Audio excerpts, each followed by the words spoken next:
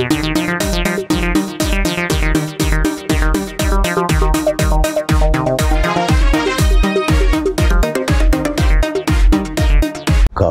মাধবন। জন্ম 19 সেপ্টেম্বর 1980। একজন ভারতীয় চলচ্চিত্র অভিনেত্রী। বিশেষ করে তিনি কয়েকটি তামিল চলচ্চিত্রে অভিনয় করলেও মূলত একজন মালয়ালম চলচ্চিত্র অভিনেত্রী। 1991 সালে তিনি উক্কালাম বড় ভাই চলচ্চিত্রে শিশু অভিনেত্রী হিসেবে অভিনয়ের মাধ্যমে চলচ্চিত্র জগতে তার অভিষেক ঘটান।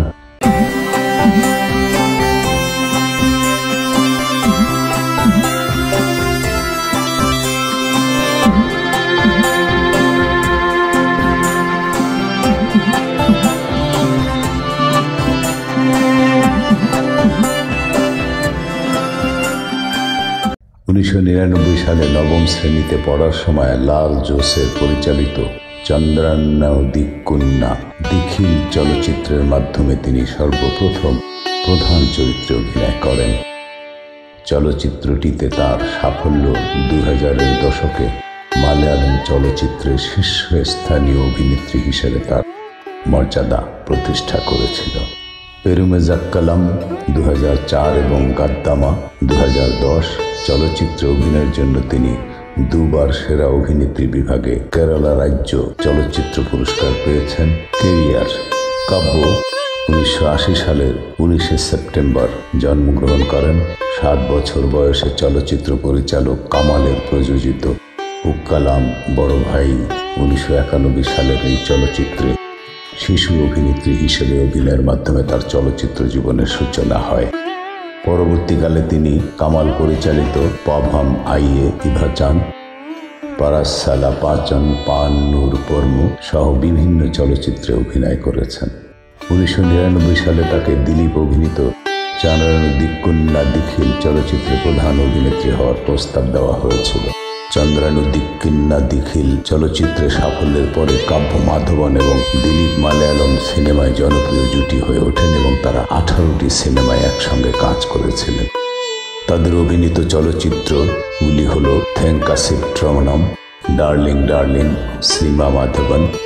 লাল জোসের পরিচালিত চলচ্চিত্রটি বছরের অন্যতম বৃহদাকার উপার্জনকারী। মিজি রেন্ডিলাম এই চলচ্চিত্রে তিনি দ্বৈত চরিত্রে অভিনয় করেছেন। সদানন্দনন্তে সময়ম, জয়রাজ পরিচালিত থিলাক্কম, জোশী পরিচালিত রানওয়ে, কোচি রাজাভু, লায়ন, জোশী পরিচালিত চক্করা মুঠু, ইন্সপেক্টর গারুদ, পাপ্পিয়া পাচা, ভেল্লারি প্রভিনেতি, চঙ্গথি এবং পিন্নেয়াম তাদের বেশিরভাগ সিনেমা রোমান্টিক কমেডি ঘরানার ছিল। তিনি মম্মট্টি এবং মোহনলালের সাথে চলচ্চিত্রে এবং ই পট্টনাথিল ভূতম, ক্রিশ্চিয়ান ব্রাদার্স এবং চায়না টাউনের মতো বেশ কয়েকটি তারকাদের সিনেমাতে অভিনয় করেছিলেন। পেরুমেজাক্কালাম চলচ্চিত্রে গঙ্গার চরিত্রে অভিনয়ের জন্য তিনি সমালোচকদের ব্যাপক প্রশংসা কুড়িয়েছিলেন, যার জন্য তিনি 2004 সালে সেরা অভিনেত্রী বিভাগে কেরালা রাজ্য চলচ্চিত্র পুরস্কার লাভ করেন। গাদ্দামা চলচ্চিত্রে সৌদি আরবে কর্মরত গৃহকর্মী হিসাবে অসতীর চরিত্রে অভিনয় করেও তিনি খুব প্রশংসিত হয়েছিলেন। সিনেমাটি ভাষা পোশিনীতে প্রকাশিত KU ইকবালের একটি ফিচারের উপর ভিত্তি করে তৈরি হয়েছিল। চলচ্চিত্রটি তার পরামর্শদাতা কামাল দ্বারা পরিচালিত হয়েছিল। 2011 সালে তিনি দ্বিতীয়বারের মতো কেরালা রাজ্য চলচ্চিত্র পুরস্কার লাভ করেছিলেন। 2011 সালে শ্রেষ্ঠ অভিনেত্রী বিভাগে কেরালা চলচ্চিত্র সমালোচক পুরস্কার, শ্রেষ্ঠ অভিনেত্রী বিভাগে অমৃত FFKA, শ্রেষ্ঠ মালয়ালম চলচ্চিত্র অভিনেত্রী বিভাগে 59তম ফিল্মফেয়ার পুরস্কার দক্ষিণ এবং শ্রেষ্ঠ অভিনেত্রী বিভাগে থিক্কুরিসি ফাউন্ডেশন পুরস্কার লাভ করেন। তিনি সেরা অভিনেত্রী বিভাগে জাতীয় চলচ্চিত্র পুরস্কার, ভারত জাতীয় চলচ্চিত্র পুরস্কারের জন্য মনোনীত হলেও চূড়ান্ত পর্বে হেরে যান। 2011 সালে ক্রিশ্চিয়ান ব্রাদার্স এবং চায়না টাউনের মতো অধিক আয়কারী চলচ্চিত্রের অংশ থাকায় তিনি 2011 সালে মালয়ালম চলচ্চিত্রে শীর্ষ নারী তারকা নির্বাচিত হয়েছিলেন। তিনি আদুর গোপালকৃষ্ণন পরিচালিত নালু পেনুঙ্গল চলচ্চিত্রে পার্শ্ব অভিনেত্রী হিসেবে অভিনয় করেছিলেন। তামিল চলচ্চিত্রে অভিনয়ের জন্য তাকে অনেক প্রস্তাব করা সত্ত্বেও মালয়ালম চলচ্চিত্রে ব্যস্ততার কারণে এই প্রস্তাবে তিনি খুব অনীহা প্রকাশ করেছিলেন। তার অভিনীত প্রথম তামিল চলচ্চিত্রটি ছিল কাশী, যা বিনয়ন পরিচালিত বসন্তিয়ম লক্ষ্মীয়ম পিন্নে এঞ্জানম নামক মালয়ালম চলচ্চিত্রে পুনর্নির্মাণ। পরবর্তীতে তিনি এন.এম. বানিম এবং সাধু মিরান্ডা নামক তামিল চলচ্চিত্রে অভিনয় করে মাঝারি সাফল্য লাভ করেন। তিনি ওয়ান ওয়ে টিকেট 2008 এবং আকাশাবাণী চলচ্চিত্রের এন খলবিল্লু লোরু পন্নানু গানটি লিখেছেন। মাতিনি নামক মালয়ালম চলচ্চিত্রে তিনি প্রথমবারের মতো প্লেব্যাক সঙ্গীত শিল্পী হিসেবে গান গেয়েছেন। তিনি হাদিয়া এবং দৈবমে কৈথজাহামকে কুমার আকনাম চলচ্চিত্র গান গেয়েছেন। এছাড়াও তিনি অনেক বিজ্ঞাপন, টিভি শো, স্টেজ শোতে অংশগ্রহণ করেন।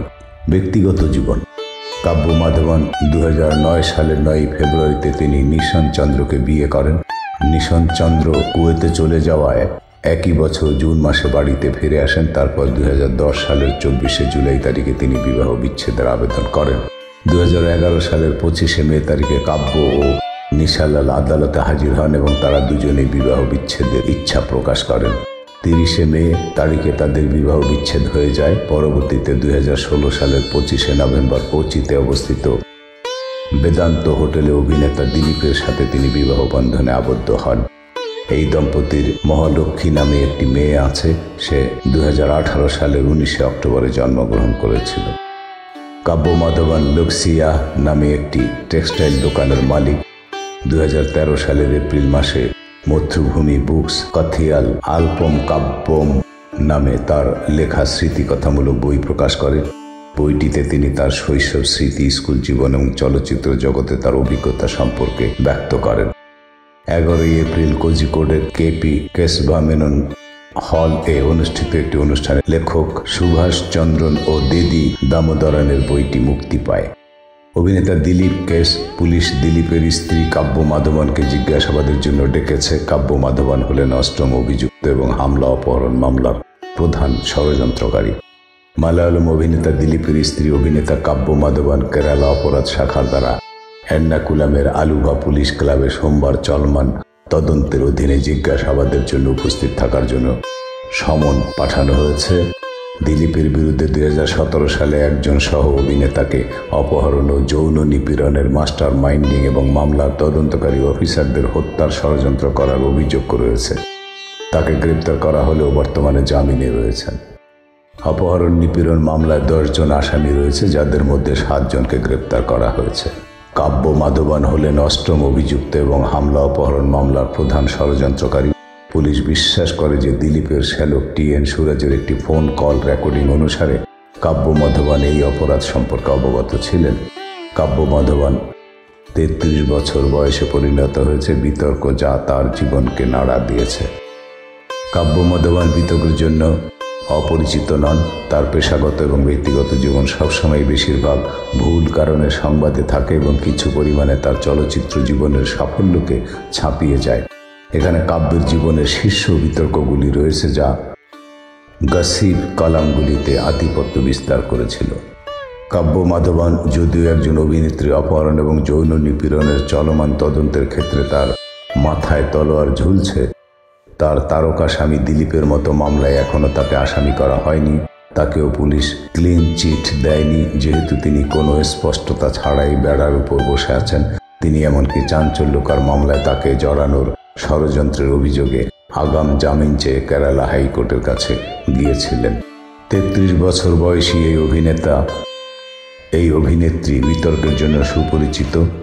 তার পেশাগত এবং ব্যক্তিগত জীবন সবসময় বেশিরভাগ ভুল কারণে সংবাদে থাকে। দিলীপ, মঞ্জু হরিয়ার এবং কাব্যের মধ্যে প্রেমের গল্পটি কেরালায় সবচেয়ে আলোচিত ঘটনা ছিল। মালয়ালম মিডিয়া এবং ইন্ডাস্ট্রি বছরের পর বছর ধরে এই প্রেমের ত্রিভুজ গল্প নিয়ে ব্যস্ত ছিল বললে ভুল হবে না। দিলীপ এবং মঞ্জুর বিবাহে ফাটল সৃষ্টির জন্য কাব্যকে দায়ী করা হয়েছিল, যার ফলে তাদের বিবাহ বিচ্ছেদ ঘটে। তাকে অন্য মহিলা বলে অভিযুক্ত করা হয়েছিল, এমনকি দিলীপ এবং কাব্য তাদের সম্পর্কের কথা বারবার অস্বীকার করেছিলেন। বন্ধুরা, সংক্ষেপে এই ছিল দক্ষিণ ভারতের অর্থাৎ মালয়ালমের একটি মিষ্টি মেয়ে অভিনেত্রী এবং বহুল আলোচিত মডেল নায়িকা কাব্য মাধবনের সংক্ষিপ্ত জীবনী। ধন্যবাদ।